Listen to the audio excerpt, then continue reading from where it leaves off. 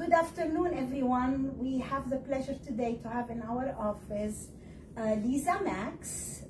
Lisa has a diverse work experience that spans various industries and volunteer positions. Lisa has held positions such as Chief Executive Officer at the Arc of Loudoun, where they advocate for and support people with disabilities and their families.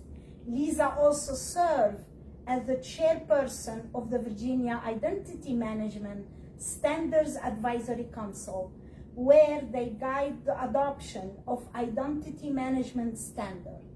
Additionally, they have volunteered in roles such as advisory board member for Loudoun County Multicultural Advisory Committee and leadership advisory board member for iHeartMedia, with a focus on creating positive change and addressing pressing issues. And fun fact about Lisa is she spent a number of years as a volunteer firefighter and EMT. How about that, Lisa? Welcome to You've Got Made office. We are honored to have you today. Anything you want to add a little bit about you and your history? How did you come up to be part of the Arc of Loudoun? Thank you so much for inviting me here. I'm always so excited to be with you and to have this opportunity to chat. And you know, it's kind of a long story, but I'll make it short in terms of how I wound up at the Arc. I had a wonderful career in technology. Loved what I did, worked with really great, smart, wonderful people, but I have also always been a volunteer. And it occurred to me a number of years ago that even a challenging day volunteering, working to serve people, was, you know, kind of a little bit better than a great day at work. It just was. And I realized that I wanted those not to be different things, that I could find a way to make that one thing. And you put something out into the universe, and the universe says, be careful what you ask for. But it wound up so wonderful for me. I retired from technology on a Friday, and on Monday I started running the Arc of Loudoun, and I just absolutely love it.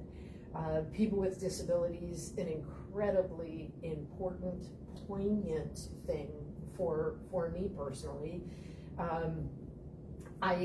Shortly after I joined the Arc, I officially changed the definition of disability in terms of how the Arc of Loudoun looks at it.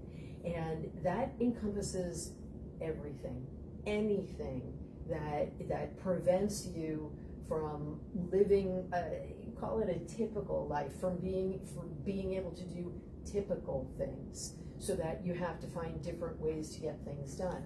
And disabilities can absolutely be invisible. And mental health challenges, absolutely a disability, absolutely. Learning disabilities, all of that. It may be that nobody that looks at you knows, but they're a real challenge. And you have to find workarounds, you have to find ways to get along. And I always like to use the example too of temporary disabilities. So you break your leg, and now it's a real challenge. You have to learn how to use crutches or a cane or whatever that may be. You have a lot of trouble getting around. You realize how difficult it can be to get in and out of certain places because now the stairs are a problem. You never even knew there were stairs. It was just automatic. And then break your right leg, and now you can't drive. So now you're dependent on others for transportation and so on and so on and so forth. And that can give you a taste of what it's like to live with a disability. And all of that comes down to how do we collectively make sure that we are offering all kinds of people with any type of disability the opportunities that they need to live the life that they choose to live. If it's temporary, how do we make sure they've got the help they need? How do we make sure they've got ongoing therapy or recovery, rehab, whatever that is? And if it's something that's lifelong, depending on the severity, how to make sure that they and their family know how to apply for all of the benefits and entitlements for which they may be eligible. How do we help people navigate all of this? So probably the most fun that I had and still have of combining the engineer brain with the serve, support, human services aspect of the silly person I am is that they're not in any way mutually exclusive. So a lot of the work that I've been focusing on over the past several years includes things like, let's talk about being safe online. Because folks with disabilities absolutely use the internet as well. Yeah. Sure, and social media, YouTube, whatever it may be. And how can we assist the folks with the disabilities and their families to help them to navigate safely? How do we lock down somebody's identity? People with disabilities are exponentially more vulnerable to identity theft, to any type of financial scam, anything like that. So working on that education, the assistance with that, working with our tech partners on ways to be able to bring more of that, to make it more transparent, easier for families to be able to manage all of that. So that's really been a cool way that I've been able to kind of combine all of that experience. And then being a part of the Arc of Loudoun, I can never say enough.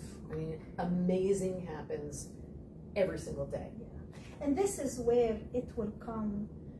I would love from you to tell us, because there might be some people out there not understanding how much it is important, this organization in the county, because I would like you to share why is the Arc of Loudoun is important in the service.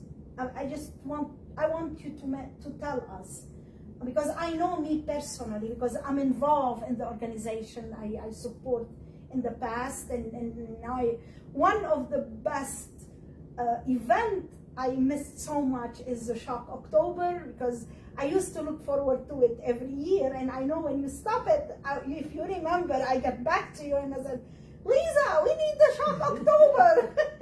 I mean, it was internationally. You remember in COVID time, I remember my sister outside the country, and they had a group of people and they signed up and they were part of this. So can you share with us how much is the Arc of Loudoun by itself, and what do you do? How much it is really important for the disability of our resident in the county? Thank you. You know I love talking about this, and again, thank you so much for this opportunity. So the Arc of Loudoun was started in 1967. We're getting close to our 60th anniversary. Wow. And it was started by a group of parents who had children with intellectual and developmental disabilities, and they needed support. They needed to find preschools and ways to be able to navigate public school. It wasn't really available, so they created it, which is what really committed people do, right? If you don't have a solution, you create one.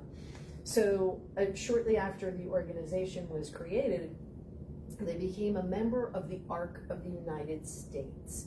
So the Arc of the U.S. national organization was founded around the same time as Special Olympics and that sort of thing. And the idea behind the Arc of the U.S. was that it would be a way to serve, support, educate, assist people with intellectual and developmental disabilities. And so the Arc of Loudoun became a part of that organization. There is the national organization, and their strong focus is on federal legislation, lobbying, rules, rights, so on and so forth. Instrumental in the Americans with Disabilities Act, in the IDEA Act, making sure that people have appropriate free public education, no matter their disability, so much of that at the federal level. And then there's a state arc in all 50 states.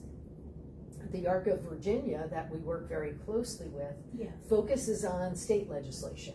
So they are our eyes and ears in Richmond.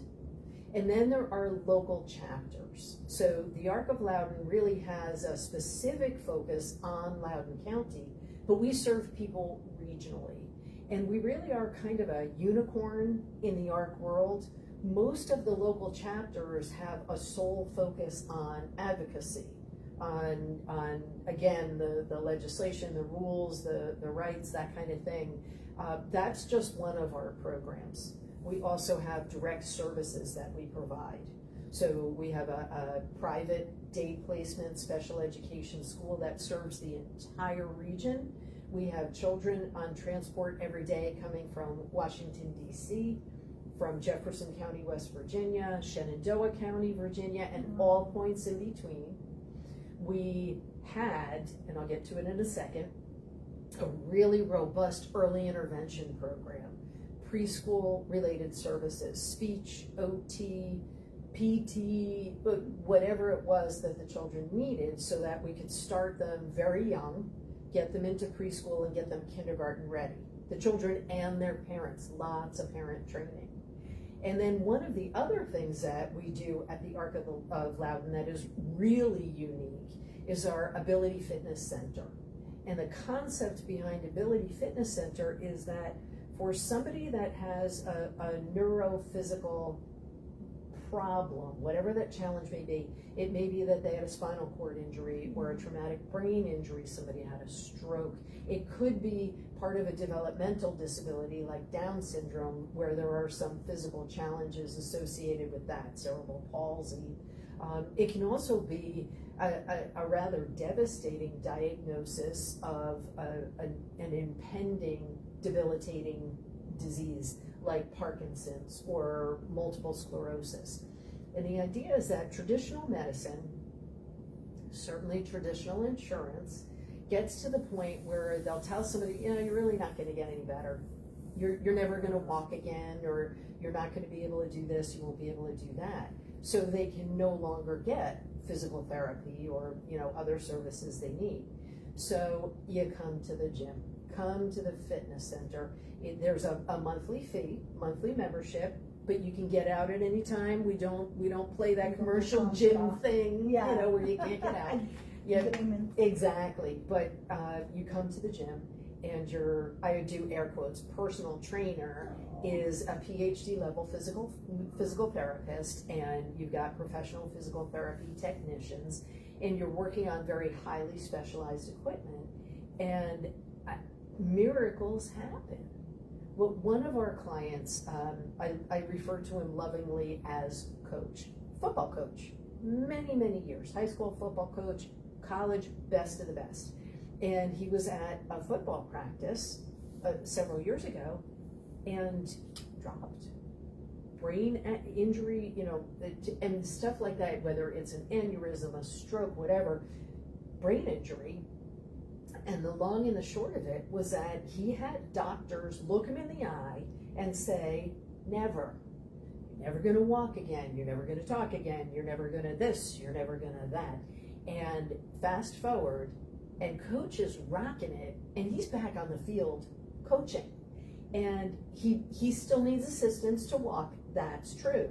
But he's out and about and speaking beautifully and yelling at, you know, his team when he needs to, and he's just got it down. And one of the coolest things is that he'll be in the fitness center and he'll be doing something, whatever it is, and he says, today is never. All the people that said never, today's never, because look at me. So, you know, miracles happen like that all the time. In our school, same kind of thing. The children that come to our school are typically a little bit older by the time they get to us. They are children that tend to have rather extensive behavior challenges. Not necessarily mental health, behavioral, although very often that's co-occurring. Sometimes the both. Yeah, you know, you're struggling, of course you're going to have some issues with depression, anxiety, whatever that may be. So you have to really take a holistic look at each and every student and treat them that way. But children come to us because their behavior is really rather difficult to manage, and they can't receive any kind of appropriate education in a typical school setting. So they come to us and we work on communication. So often the behavior, especially if it's self-injurious behavior, is because the child is just so frustrated. They're trying to communicate, they're trying to share, and they're not able to speak. They're not able to communicate effectively. And picture having a really bad headache, or something hurts, or you really, really want something, or you really, really don't like something, and you can't communicate that. Of course your behavior is going to be difficult. I can't imagine that level of frustration. So our kiddos come to us and we're really working on that communication. And seriously, miracles. Our speech pathologists are unbelievably gifted. And you hear these stories all the time about, student comes in and they're so frustrated and they're scared and they've been pushed around from school to school and place to place, and the parents are in a panic, like, are we gonna have to move again? What does this mean? And within a relatively short period of time, child is all settled in, very comfortable with the staff, comfortable with the environment. We're gonna be working with the families, getting them comfortable as well. And before you know it, this child is communicating effectively. And that may be using assistive technology. It could be something like an iPad, where I learned that if I touch certain icons, I'm going to be able to communicate. And then when I touch those icons, I'm going to hear the word and I'm going to be able to make that connection. And the next thing you know, and I always cry whenever I see these things happen, the next thing you know, one of the speech pathologists, you gotta come, you gotta sing. And here's somebody who came to us and could not make any of his needs, desires, wishes, hopes, dreams, couldn't make those come across. He's asking for a cookie. And he's telling you this and he's telling you that. And he's speaking, he's got a wonderful vocabulary. It may be a child who has never said words. See your face? That's me whenever I hear these stories. I can't help it. Tears of joy just start to leak. So it's somebody that's never really said words that we would understand. And mom's tucking him into bed and he says, I love you. Clear as day. And, so literal miracles. And I could tell you a million more. You get the idea. So the Ark of Loudoun was invited to come onto the Paxton campus in Leesburg back in 2008. And the Ark has invested millions of dollars in renovating, restoring the historic property. We've been growing. That is right, too. Right. And very grateful to the owners of the property to have had this opportunity. And, grown into every nook and cranny, every possible spot in the buildings. We had been, on our lease, we had been able to use the manor, and we were able to create Shocktober, a haunted house fundraiser, a purple elephant fundraiser, as we call it, something that very few other organizations do. Not a fan. I don't like horror. I don't like to be scared, but just an absolutely wonderful community around this. And we would net $500,000-$600,000 a year. Fabulous fundraiser. And that allowed us to be able to provide a lot of services for free or reduced prices for the families that otherwise could not get what they needed. And unfortunately, the landlord opted to take that resource back from us. And since then, we've been really building our fundraising in other ways, and doing some fantastic things and really making some great progress with that. Stay tuned, because pretty soon we're going to be making big announcements about Care to Dance, which is our next big fundraiser, and we're hoping that over time that's going to become another purple elephant. You know, the gift that keeps on giving. That's fun. It's going to be so much fun. And the idea behind Care to Dance is that it's all about movement. And you don't have to dance. You don't have to dance well, which means I can participate. But it's going to be a combination of friend raising, crowdsourcing, where people can get their friends to sponsor, and then we're going to have a kickoff event. We're going to have a final event, a wonderful opportunity for people to be a part of this. So so stay tuned. I'm looking forward for that. Stay tuned. So Lisa, what's a lot going on right now? We know what's going on. We don't want to go in detail, but where the art is right now, and we heard about the good news about there is part of the one program that's going to be moved to the national conference. So tell us a little bit, what is exciting things coming in? We know it's a difficult time, but where are you going? Well, we're working on it, and we've been working on it for the past 4, almost 5 years.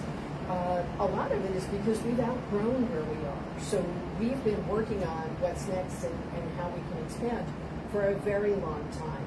So the Ability Fitness Center that we were talking about, Ability Fitness Center is a relatively easy program to find alternative space for. It's relatively easy program to relocate. We're going to need help moving equipment. We're talking to different moving companies and so forth, but our dear friends at the National Conference Center have made space available to us at a very reasonable rent, so that August 1st, Friday, we'll be serving people where they are on campus. We're going to go a little bit haywire over the weekend, and on Monday we're going to be serving people in our new facilities over at the National Conference Center. It's just a few miles away. We're going to have much bigger space. We're going to be adding pediatric services as well, so we're really excited about that. For better or worse, the National Conference Center property is going to be redeveloped. And the longest that the owners are able to promise right now is about 18 months. So we're thrilled to death to have this opportunity for the fitness center to be there, but we don't know if we're going to have more than about 18 months in that space. So, and how many individual can this space can fit? Right. So at any given point in time, we're serving 45 or 50 clients, but at one time, because the space we have is so small, you can only get maybe 8 people in there at a time. The specialized equipment is large. You need a lot of support, so there's a lot of people in there. Caregivers are in the space as well. So we're going from about 1,200 square feet to about 5,000 square feet. Wow, it's more of double. Okay. Yeah. So we're going to have so much more space that we're expecting that almost right away we'll be able to at least double the number of people that can be working out at the gym at the same time.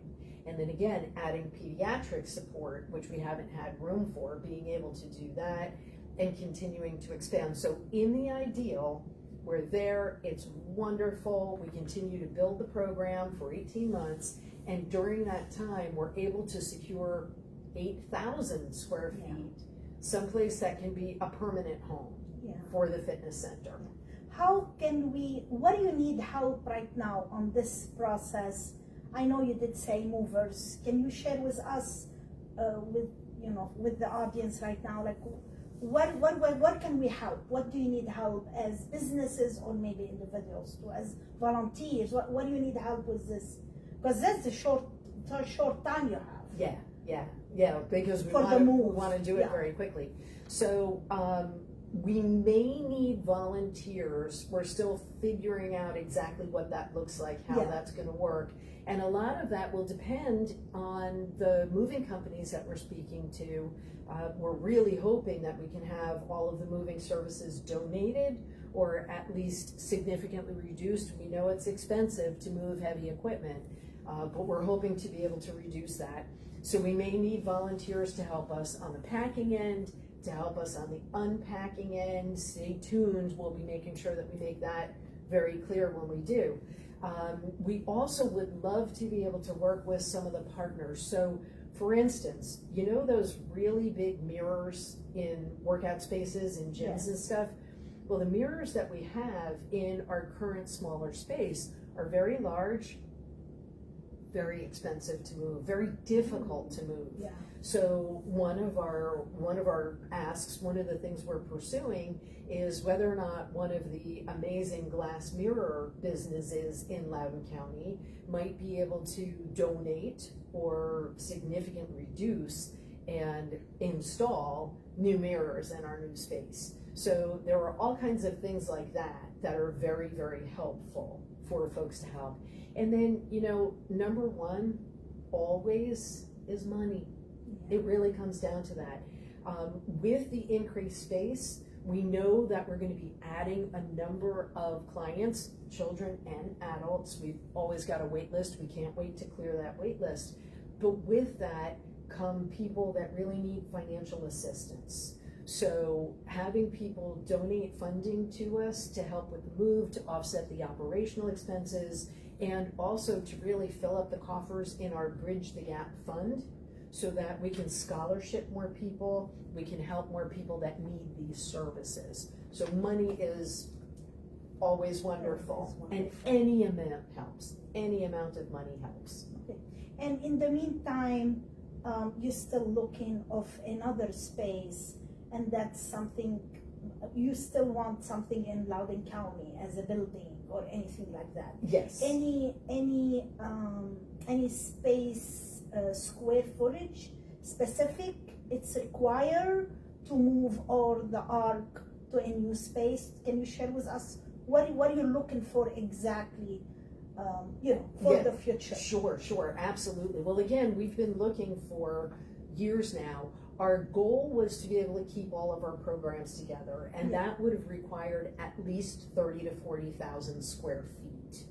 And because two of our programs, our early intervention preschool and our Aurora school, the private day placement school, are fully accredited by the Department of Education and also by the Virginia Special Education Private Schools organization, there are very specific requirements. So while we say, 8,000 square feet would be great for the fitness center, we need about 15,000 square feet for the Aurora School K-12, ages 5 to 22 when they age out of the public school system.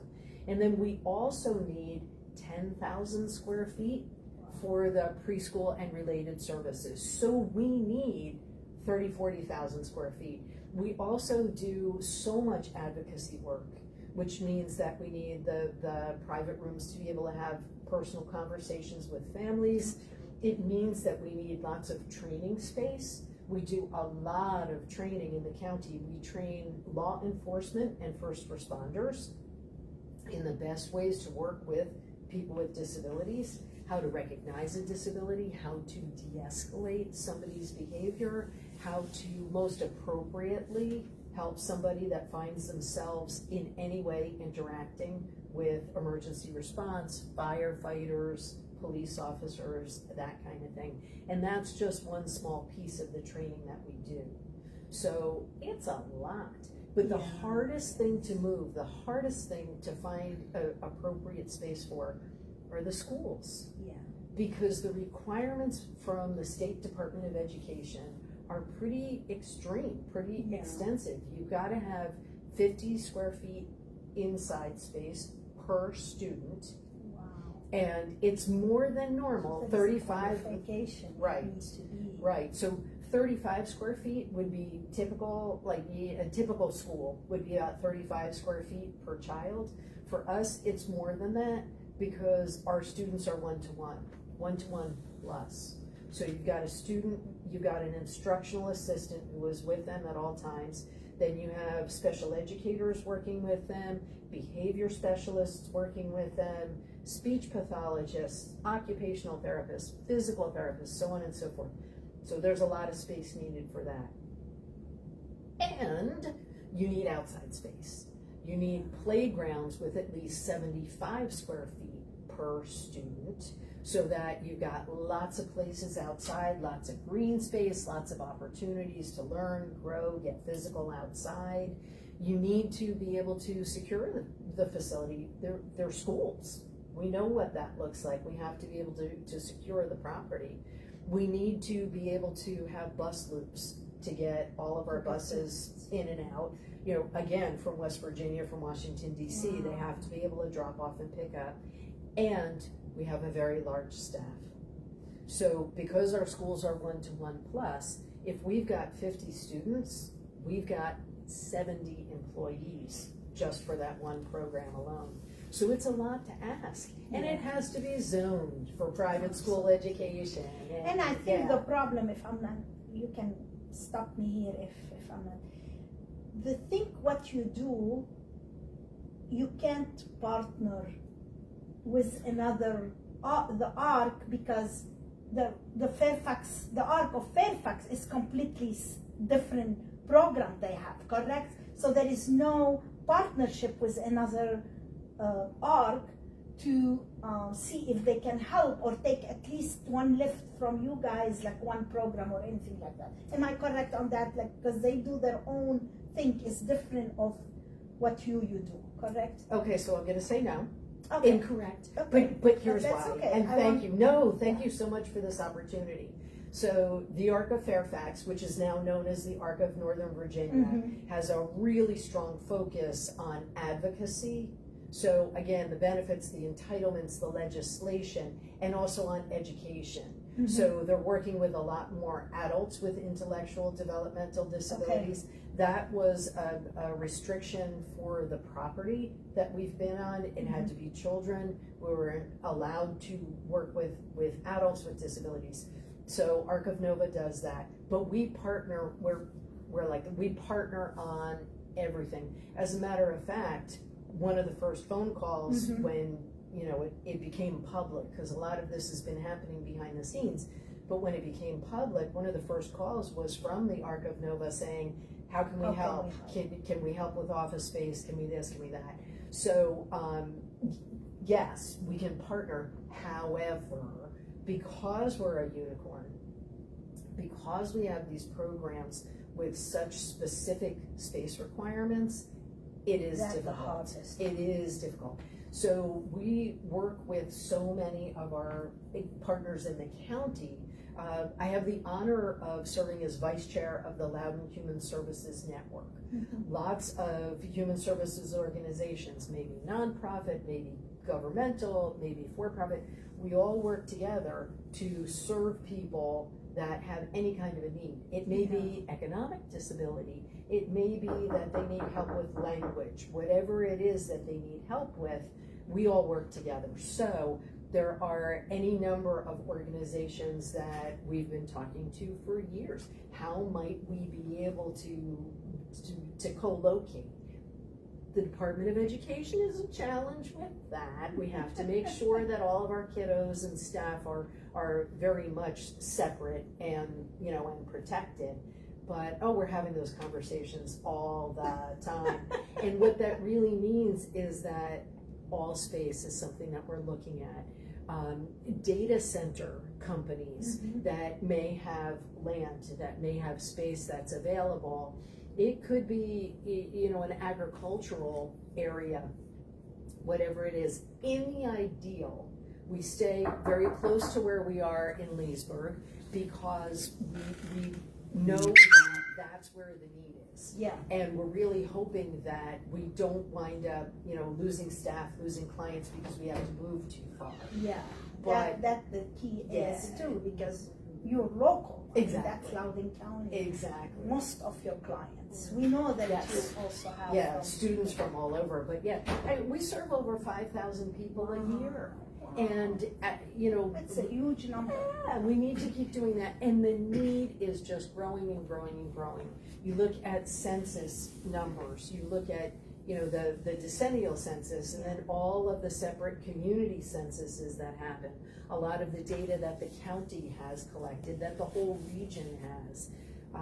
I like to say that I would love to work ourselves out of business, meaning that people can get the services, the support, the education, the therapies that they need in their home schools, in their own homes, in their whatever that is.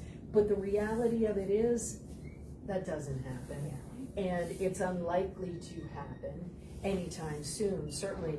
And the population of people with disabilities just continues to grow. The aging population, when it comes right down to it, when you look at demographic categories, you ask those questions all the time. Your race, your ethnicity, your veteran status, what zip code you live in, right? All of that, and that the one category that every single person is going to fall into at some point in their life is the category of disability. And it may be that you're absolutely blessed and you never find yourself in a situation where you need that kind of assistance until the very end of your life. But at the very end of your life, whatever that is, for whatever period of time that is, you're going to need assistance. You're going to be disabled. So knowing that, there's no chance that the Arc of Loudoun can do anything other than continue. We are so strong. We have the best supporters. And can I say something? They're lucky to have you too. Oh, thank you. They are Thank lucky. you. I'm the lucky one. I have the world's best job. Here's my job. Understand what the smart people need, right? Who needs what? Get it for them, and then get out of the way. That's my job. And I get to sit back and watch these miracles happen, and watch these incredibly talented, brilliant employees that bring out the best in absolutely everyone. And I gotta tell you, it is hard work too. Yes. I mean, I'm talking about these students, like they begin to be a new person basically. It's completely new person. Yeah. Lisa, I can't thank you enough. Well, thank you. I can't thank you enough. I wish the luck for the Arc of Loudoun. I'm a huge fan of the organization. Thank you. Good luck with your move. You let us know, you let the business owner know, how can we help? And hopefully, something will come up, and I'm excited about the new thing, what is gonna come up. I can't wait to hear about it and see what's gonna happen. Anything would you like to share before we close this interview, this wonderful interview today? And thank you for your time, because it was hard for me to schedule you. You are very busy. So thank you for your time. Anything would you like to add? Thank you. Again, thank you so much. That's first and foremost. And in terms of the community, money. We all need money to be able to continue to serve and support the people that we know and love, some of the most deserving people in our communities. We also need space. If you know somebody, if you are somebody that has some real estate that even may be a possibility for any or all of our programs, please get in touch with us. And your support, knowing that we've got the community behind us, people that help to tell our story, that help to share our story. And as always, what can we do for you? If you or somebody that you know has a disability or a suspected disability, you're concerned about something in the way that it's going, please get in touch with us. We would love nothing more than to sit down with you, to help you find your benefits and entitlements, and then to plug you into all of the wonderful services that the ARC and all of our partners can offer. So thank you so much. Thank you, Lisa. Thank you for your time today.